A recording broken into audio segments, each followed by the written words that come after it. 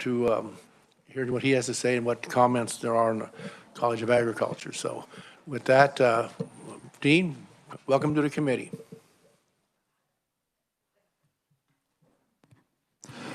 Thank you very much, Senator. It's great to be here. Good to see everyone today. And looking forward to sharing some exciting things that have happened since I was in the Capitol doing this this past year. So we can begin with the slides then. I think introductory slide is first.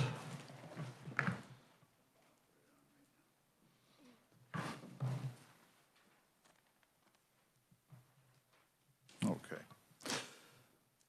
All right, so we can advance on to the next slide. We're going to focus on innovation a bit this morning and talk a little bit about the kinds of things that that we're up to that are quite exciting. I'm going to actually switch my notes. Since the arrival of President Linton just about a year ago, actually it was Valentine's Day, I think, in 2022. Some really exciting things have happened, and they're illustrated on this particular slide. And you'll see a 75 million, 25 million, and 25 million column there. And I'm going to start with that middle column. It was made known that we had access to $25 million from the legislature that could be used for agriculture facilities, and then we had access to up to another 25 million through a challenge grant process through the Department of Commerce if we could raise $75 million. And so this was, understand, mid-July, and we had until early December, in fact, December 7th, to raise those funds. An unprecedented challenge. And yet we made it. We raised not only $75 million, the grand total was 81.454, which is a number I keep on the top of my head.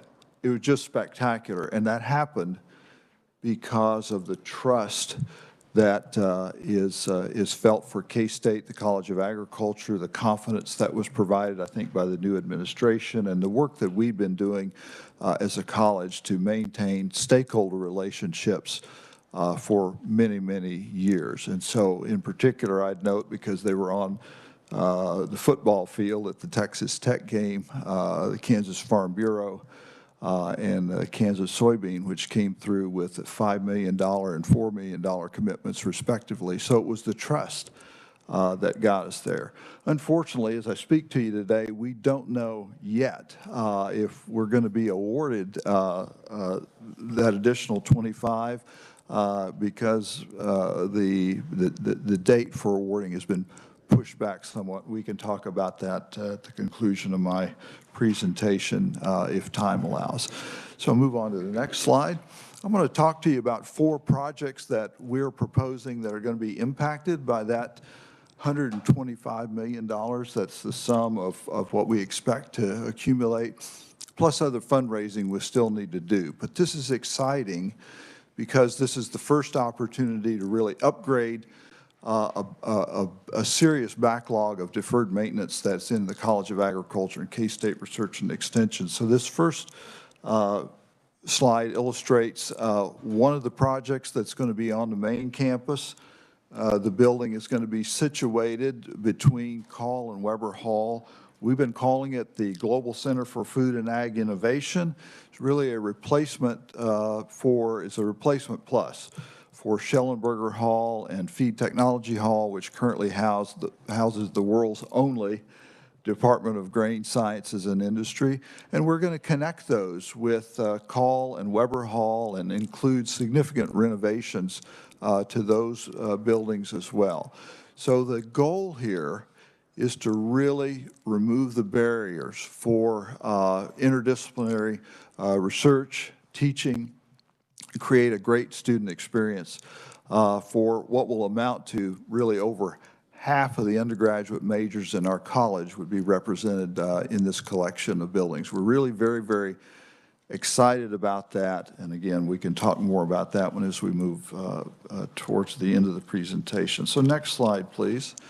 The second one is some construction that's planned to happen out north of campus, just across actually from the football stadium, that impacts mostly the Department of Agronomy, but again, building out enhanced interdisciplinary work that supports the state's largest economic driver, and that is agriculture. So what you see represented there in purple in the slide, the Agronomy Research Center, Agronomy Innovation Center, really focusing on advancing food and ag systems innovation and digital agriculture, precision agriculture. And I'm going to talk in a few slides about regenerative agriculture, which is sort of a newer, sort of all-encompassing term, and that is meant to support that work. Next slide, please. So this one is one that we did not originally conceive as part of the overall plan, but was added to it. This is a new livestock competition arena. In addition to that, renovation of our horse teaching and research unit. I want to focus on what's illustrated in the slide, and that's architectural imagery inside what's going to be a 3,000-seat competition arena, which will be located north of campus, and if you're familiar with campus, up adjacent to the Stanley Stout Center, just off of Kimball, Denison and Kimball. The exciting part about that is we think this has the opportunity to not only support academic programs, but also be an important economic driver for Manhattan, for Kansas, and the region, as it attracts events that are related to the work done in the College of Ag and K-State Research and Extension. The important part about inclusion of this particular project is it gives us more flexibility about what to do with re-envisioning Weber Arena, which was in the original slide. Times have changed, and the functionality of that arena, and particularly spending money on renovation of the old Weber Arena, we brought into question. So we included this in our application as well. And then, well, I think that's it. Next slide, please. In the next few slides, I want to focus on some integrated work that really highlights programs in our integrated research and extension programming, making for a better K-State and a better Kansas. A few infographics on the next couple slides. Next one, please. Just reminding us that agriculture is the largest economic driver in the state, that our college, the College of Agriculture, provides workforce, education, research, and innovation that supports that economic driver, and that investment in that work is really a great investment. We have third-party data that looked at our College of Agriculture and K-State Research and Extension, documented that for every dollar that's spent on that effort, there are $17 in economic value that is returned as a result of that work. Next slide, please. So the next few slides focus on how our work supports growth, economic growth in the state. And the point that's made in this particular slide are some of the fundamental work in particular that our extension specialists do with communities that complements the research and innovation that occurs on campus. Next slide, please. And so all of you, I think, are probably familiar with the growth in agriculture-related industries that occurred just this past year. And what's illustrated there is $2.8 billion in new investments and up to 2,000 jobs. Next slide, please. So what is illustrated here are probably the names of companies that you'll recognize: Amber Wave, Phillipsburg, Bartlett, Cherryvale, and so forth and so on. These are companies which have expanded their footprint or companies that have decided to build new in Kansas in the very near future. And what you'll see as a common thread is that the work that's done within the College of Agriculture supports research innovation, and in particular also the development of workforce to help support, and not only that, but attract new businesses to Kansas. Importantly, our network of extension through all 105 counties really helps facilitate identifying appropriate rural communities in which this growth can take place. Next slide, please. Talk a little bit about our work in what is referred to as regenerative agriculture, regenerative farming, and then the next slide, there's at least a high-level definition of what that's about. And said simply, a way to work with nature to make soil richer and healthier, greater soil carbon, greater organic matter, greater water holding capacity, et cetera. And in this way, scientists can find the solutions for agriculture's greatest challenges.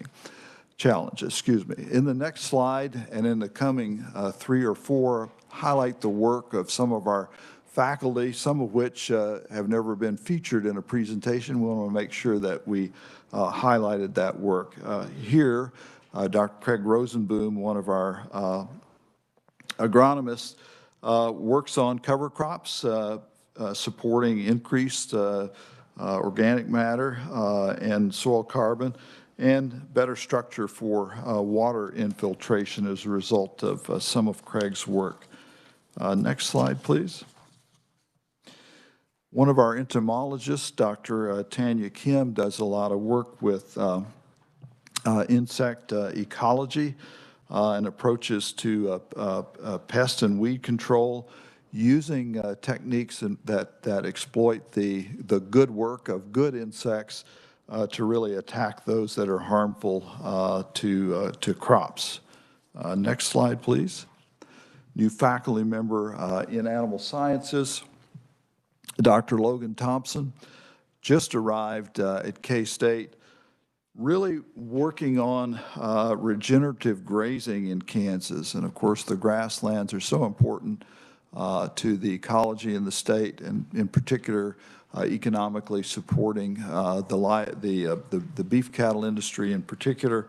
And we're real excited about the opportunities that Logan has to really move us forward in the livestock sector in the regenerative agriculture arena. And then our final faculty member, next slide, please. Get these pages to separate. Yes. Dr. Peter Tomlinson just recently received a major grant to advance grain sorghum. Grain sorghum is, of course, Kansas is the #1 producer of grain sorghum in the United States and an important water conservation crop. But I just really cite this as an example of the kinds of things K-State is thinking about with regard to the future. And maybe it's sorghum, good bit of work on sorghum, also millet and other crops which could be not grown particularly on very many acres now, but may become more and more important in the future. So we're real proud of Dr. Tomlinson and the Department of Agronomy for their part in the award. Next, I'm going to focus a little bit on academic programs in the college. And so we got some exciting numbers that are going to help tell this story. Next slide, maybe 2 slides, please. I'm just going to start this slide with this table by saying finally, and that is finally student numbers in the college are beginning to turn around. I know that the president certainly and everyone at K-State is celebrating this accomplishment. The president's been involved in community visits, which are helping reconnect Kansas State with local communities. But also we put into place a number of scholarship strategies and other kinds of incentives to help draw Kansas not only to K-State, but in particular the College of Agriculture. So you can see in the top line of that table, our numbers, total applications are increasing, including for the new fall crop of students in the college for this coming fall. 20% increase in applications. And of course, we have to have, we won't yield all of those students, but we're expecting a significant number of those to go ahead and show up on campus in the fall. And we're excited that the trends are turning around. I want to point out, though, demographically, most of these students are coming from outside of Kansas, which is going to be important for K-State generally, but also for the college as we think about how we continue to build workforce and then manage the demographics and the trends for participation in higher education that we've seen in the state over the last many years. Next slide, please. Just some highlights of the college. Really very high placement rate for our students. In fact, nearly everyone is placed, and if they're not placed, they either didn't report or they're not looking hard for a variety of reasons.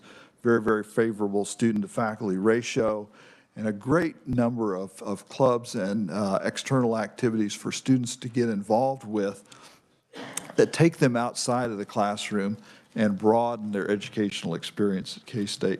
Next slide, please. Significant number of scholarships from a generous donor base that support scholarships in the college. Very favorable number of degrees conferred over the past year, and 16 majors and minors in which students can participate. Moving forward, next slide, please. I want to focus a little bit on some research numbers. And advance one more, if you would, please. This is our external grant award over the last approximately decade, and I just want to point out that this is, generally speaking, even though the lines kind of zig and zag a little bit, more or less steady growth, and in particular from 2011 to 15, and generally the slope continues to grow as we approach this past fiscal year. But we had record grant success this past fiscal year with nearly $69 million in funding. And I want to point out that that's with actually fewer FTEs. So our faculty are working hard. They're doing a great job, having great success. And we've done what we can to remove the roadblocks, promote early faculty development, and they've really become expert. Oh, thank you very much, Susan. Thank you. Peach mango.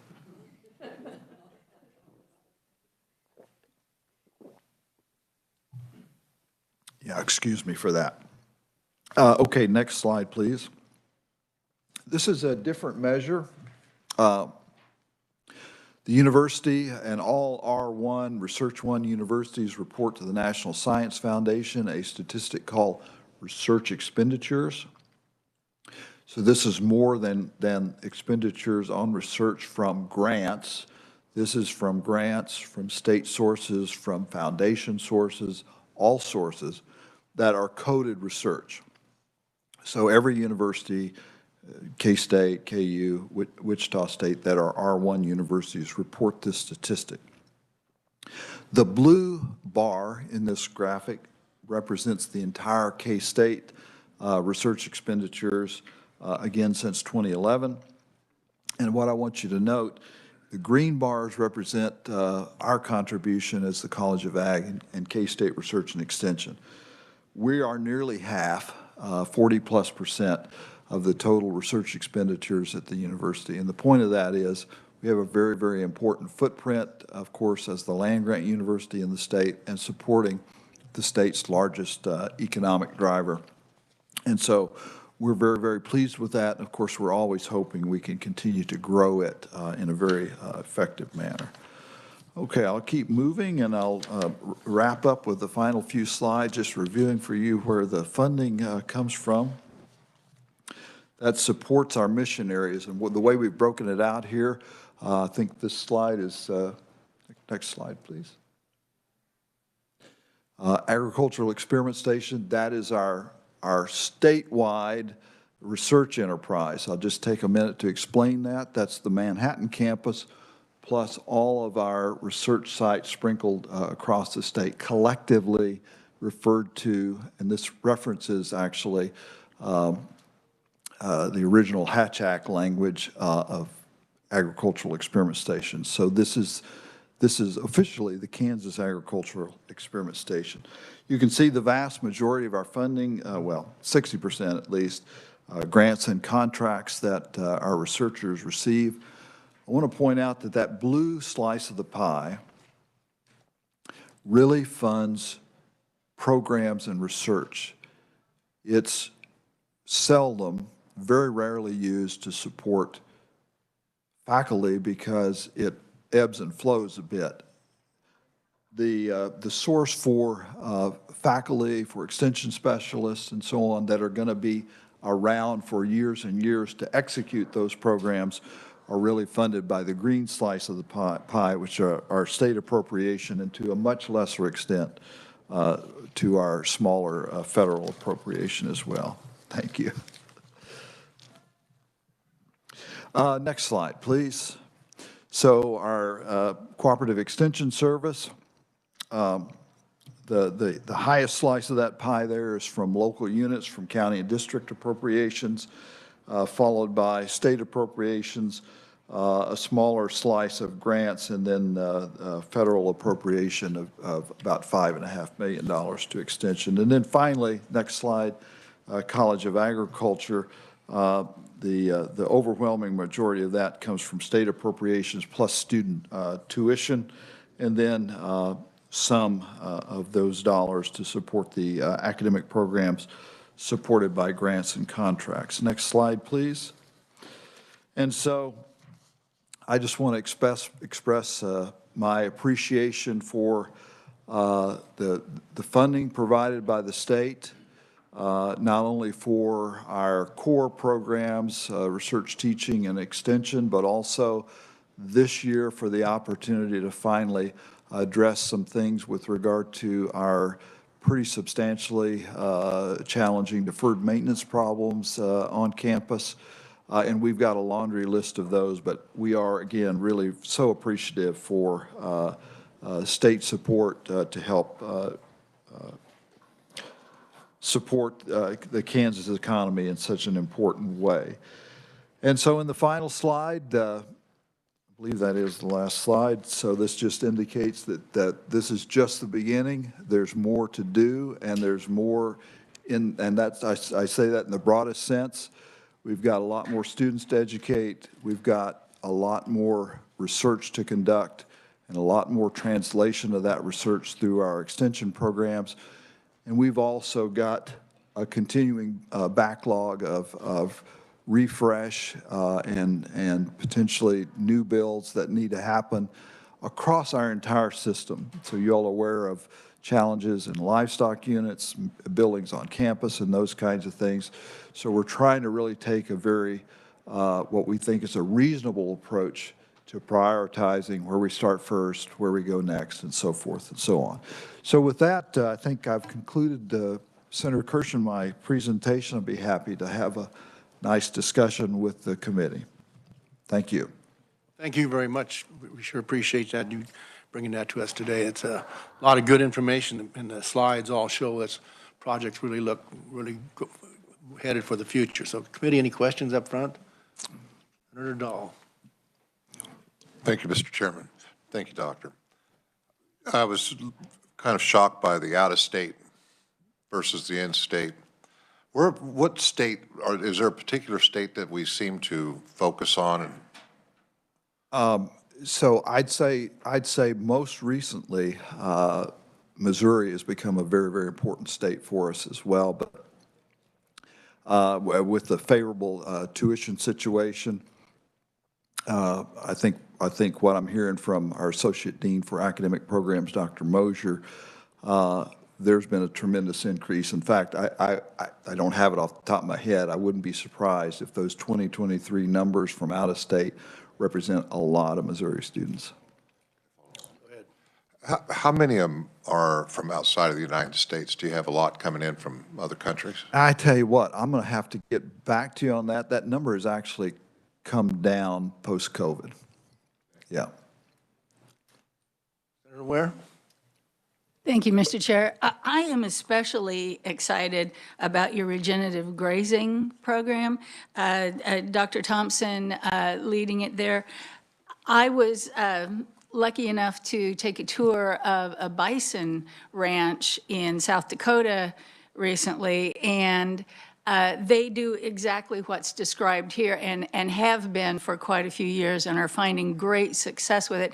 In fact, they don't call it a bison ranch. They don't say that they're raising bison, but raising the soil. That's a good point, and we're really excited about it as well. I think in Kansas, we really do need to understand and take advantage of the grassland resource that we're blessed with, and you know, beef production, and I would expand that, the production of high-quality protein through all ruminant animals, bison, the American bison included, but this would be sheep and goats, the smaller ruminant animals as well. These represent the only class of animals on the planet that can take sun-derived energy that's captured in plant material and convert it to a high-quality protein. And that is largely, almost exclusively, human inedible products. So they convert grasses and other cellulose-containing products to a high-quality protein. So we need to take advantage of that. We need to think about how it fits into the carbon cycle. And I think we're set up very, very nicely to have researchers like Dr. Thompson move us forward and really put Kansas on the map there. Senator Reichman? Thank you very much, Mr. Chairman, and thank you, Dr. Minton, for your presentation and your nice booklet, and I like your purple instead of the blue color that was. Today's the day to fly the colors, right? Yeah. I had several questions, but I just want to ask you two. You started off the amount of money that you raised, and very impressive. I think you end up with 81 million. Do you have any idea the total costs of all these buildings and everything that's going on?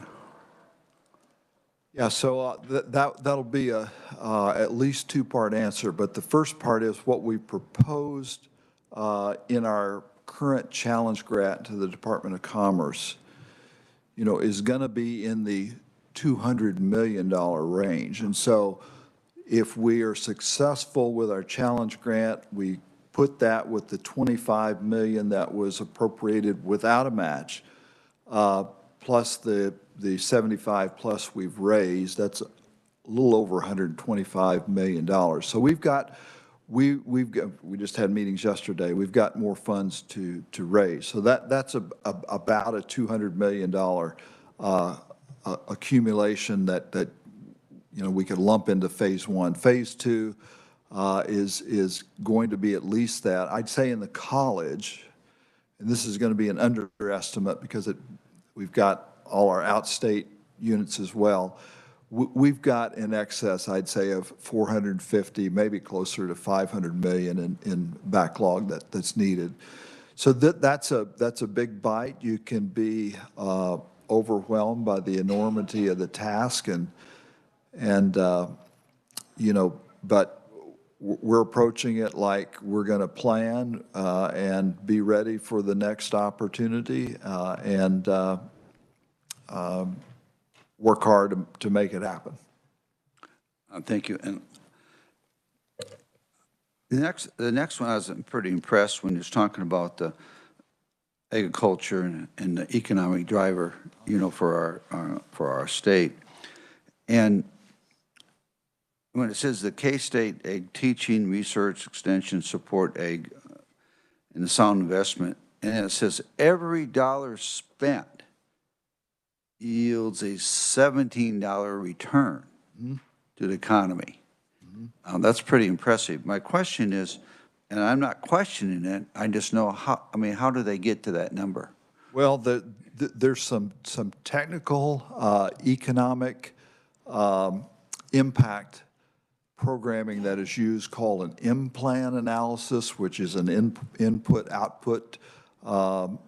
So they start with some data that are provided, and we provided the data, and then there are ways that economists measure that output. And understand that there's I should say there's a pretty extensive body of literature, mostly out of the economics literature, including agricultural economics, which really verify that, and in many cases it's tracking how public dollars, because everybody has an interest in that, what's the payoff? And so it varies from ones that are almost unbelievable in the 1 to 40 range to down to kind of what we've seen. So a good rule of thumb is it varies, but it's always double digits to 1. And that's not $17 necessarily that you could spend, but it's in economic activity that's generated. And just a real simple way to think about this, we release wheat varieties, and a wheat variety is planted, and let's say that variety does well, it begins to generate economic returns against the research and development that went into the front end. And it begins to accumulate over years that it continues to be a viable kind of wheat variety. That wheat may be sold into Oklahoma or into Nebraska or eastern Colorado. So there's spill out effects into other states even. It's a fascinating area, but pretty technical. And so the technical part of how they generate the 17 to 1 number, I'm going to fall short on communicating. But that's kind of the essence. Thank you very much. Thank you, Mr. Chairman. Senator Francisco. Thank you, Mr. Chair, and my thanks as well for you being here. I'm pleased to see both the work in the cover crop and the regenerative grazing, and I know that cover crops can provide help for grazing. You may not be the one doing the research, but I'm also interested in regenerative grazing with not only controlling the number of livestock, but the type of livestock. Because I know sheep and goats will eat different things on our prairies than cattle.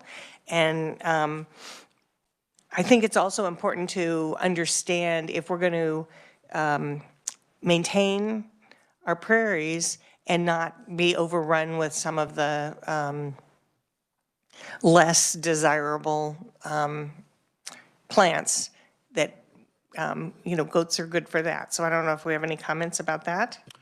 Well, I would just say I agree with you wholeheartedly, and I think we've even conducted a little bit, at least, research through our Department of Animal Sciences and Industry, through Dr. Casey Olson's program, who's really concerned about invasive species, including Serratia lespedeza, multi-pronged approach, late season, late summer burning, but also grazing with goats who are more willing to eat invasive species. And I think that the data there that suggests it might be an approach that some grazers can take. I think there, cultural barriers that, right or wrong, probably are out there as well. But I'm just acknowledging I agree with your comment. Yeah.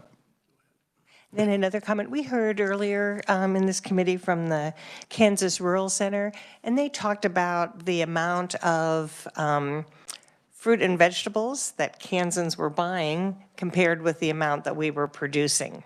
And I know some years ago, I added nuts to that conversation, and I know some years ago there had been more